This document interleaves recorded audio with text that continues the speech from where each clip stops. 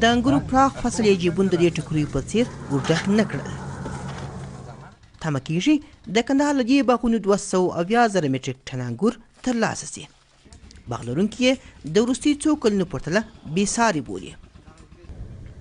خو سږکال د هندوستان او پاکستان د بازارونو پر ځای لویه برخه یې د پنجوایي دې دښته کې کشمش ترې جوړیږي. د لندو انګورو بازار خو اوس ډېر خراب دی او هېڅ نه خرڅېږي. که خرڅېږي په نیمه بیه باغ غواړي.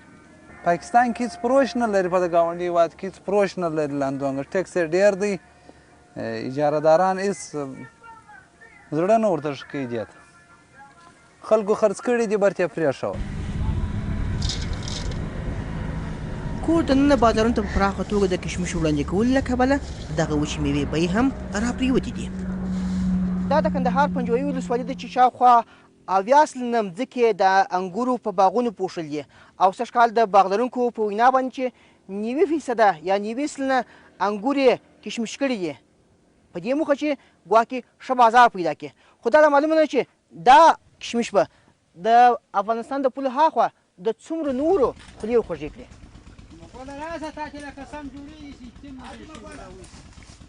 سږکال به کندهار 650,000 ټنه کرنیز پيداوار ولري چې لویه برخه انګور دي. پاکستان د افغانستان د تازه میوې لپاره یو دودیز بازار بلل کیږي او هر کال له کندهار 90 سلنه میوه دغه هېواد ته لیږدول کیږي. خو ځایي چارواکي وایي پاکستان افغان سوداګر تر خوږ ګوته نیسي. مشکل دا دی چې دغه کوم تغه چې راځي تغیرات یو دم په موږ باندې بارډر بند شي. اوس تاسو پوهیږئ چې زموږ په میوهجاتو 1,10,000 کالدارو نه 3,10,000 ته ختې دی په یو ټرک پی ټرک باندې. اوس پاکستان یو تغه ته اجازه ورکړي یو شرکت ته ترانسپورټ چې ته به دا مواد په کانټینري تغو کې د واګا پورې تغه کې یو شرکت ته اجازه ورکړي. زموږ ګاډي 15 ورځې هلته په چمن کې ولاړي. هغوی چې خلک خیال کوو چې موږ باندې لاره تړلی سي سبا به موږ ته ګدایي کوي چې دا لاره راته خلاصه کوي. افغان ولسمشر اشرف غني کندهار ته د سفر په مهال ژمنه وکړه چې له کندهاره به ډهلي ته هوایي دهلیز له سره پیل او په اونۍ کې به 2 پروازه بهر ته ځي. خو سوداګر وایي له همدې برخې کې عملي ګامونه نه دي پورته سوي. پاکستان سږکال پر افغاني محصولاتو ګمرکي تعرفه 3 برابره زیاته کړې. دلته چارواکي وایي د افغانستان او پاکستان ترمنځ سیاسي ترنګلتیاوې د دوی پر صادراتو ناوړه اغیزه کړې.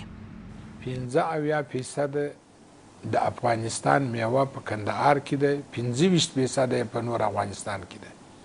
دا په یو پرواز او په 2 پرواز موږ په دغه حال کې چې تاجر مو د تاوان سره مخامخ دی د ورځې 15 14 لارې انګور ځي. نو دا خو د 2 لارې د یوې تیارې بار شو.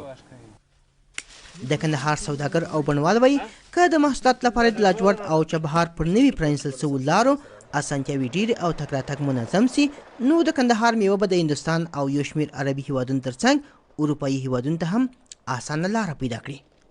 مامون تورنۍ BBC کندهار.